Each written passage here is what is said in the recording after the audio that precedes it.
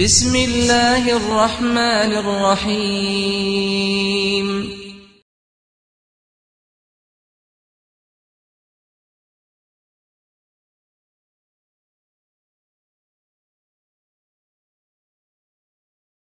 أيها الإخوة في الإيمان، فإن خير ما يحافظ عليه المسلم ويرعاه ويصونه هو إيمانه وعقيدته.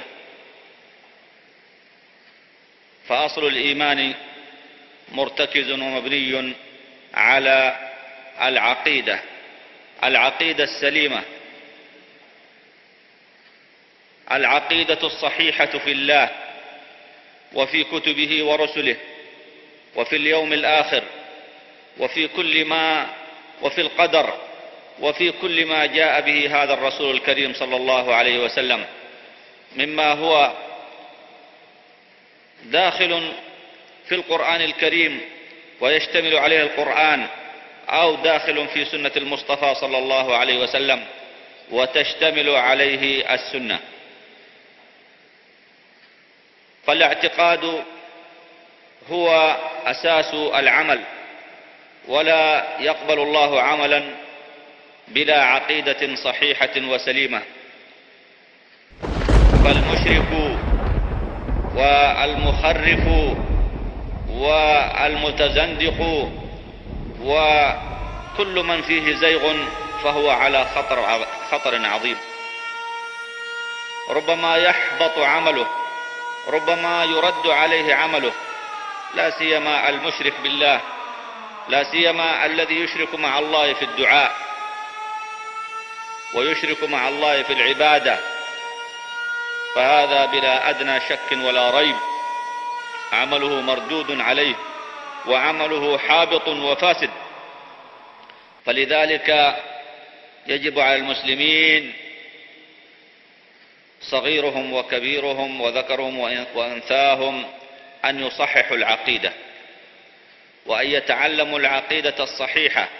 فكما قلنا، لا عمل بدون عقيدة، ولا عقيدة صحيحة بدون علم.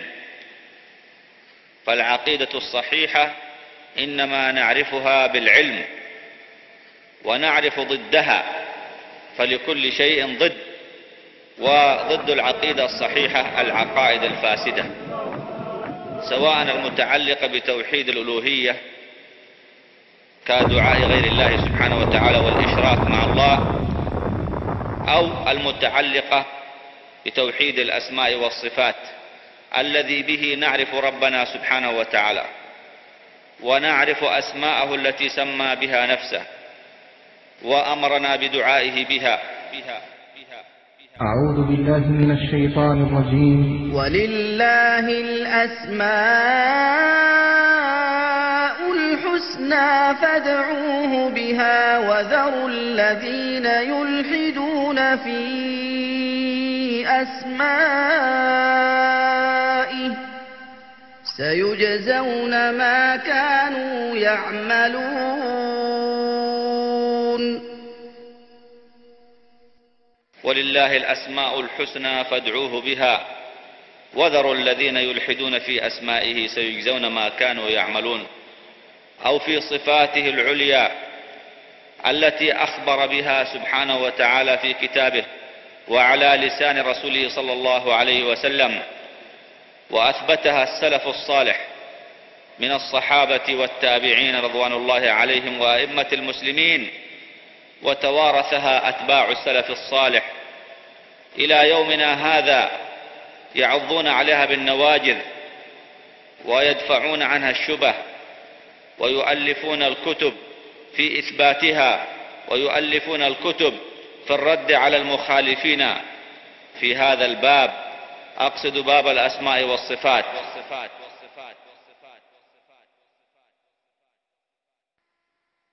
الله الذي رفع السماوات بغير عمد ترونها ثم استوى على العرش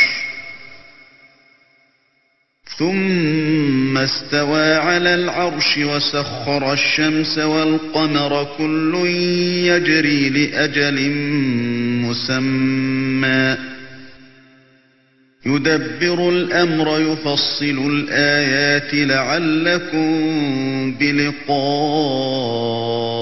ربكم توقنون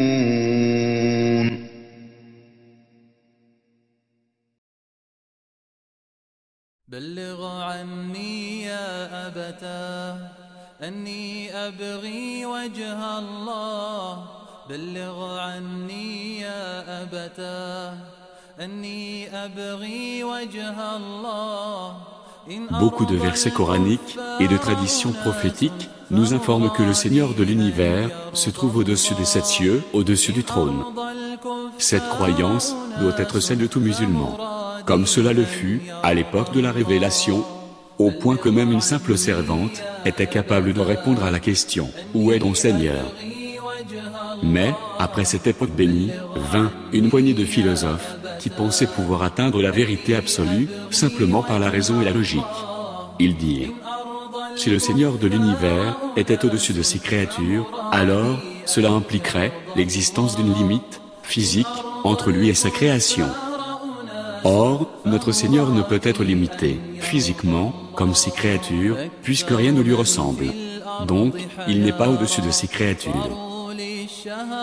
En réalité, par ce syllogisme, ils sont exactement tombés dans ce qu'ils voulaient fuir au départ. Ils ont fait ressembler leur Seigneur aux créatures. Et en voici la démonstration. Le Seigneur de l'univers a créé l'espace et le temps, ainsi que toutes les lois physiques du monde que nous connaissons et de ceux que nous ne connaissons pas. Exemple, si je tiens un objet dans ma main au-dessus du sol, puis que je le lâche, il tombe.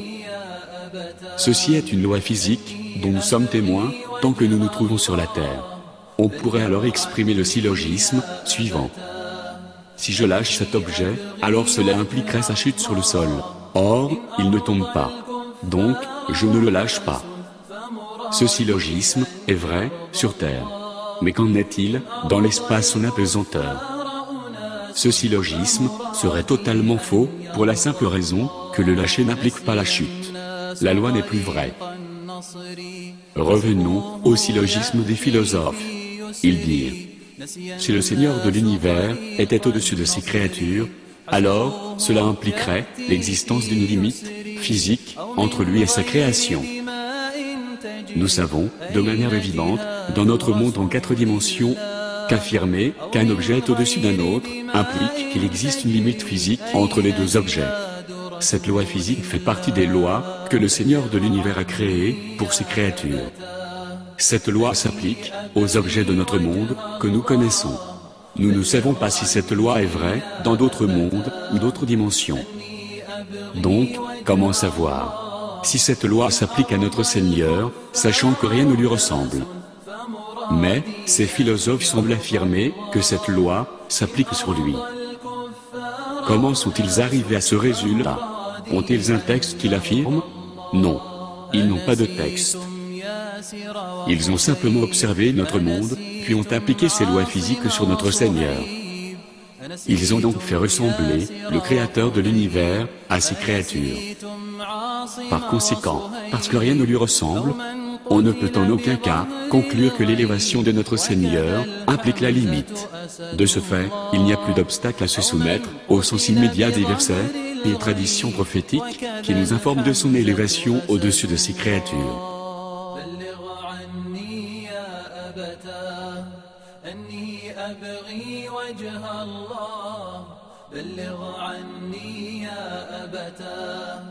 أني أبغي وجه الله إن أرضى الكفار أناس فمرادي أن يرضى الله إن أرضى الكفار أناس فمرادي أن يرضى الله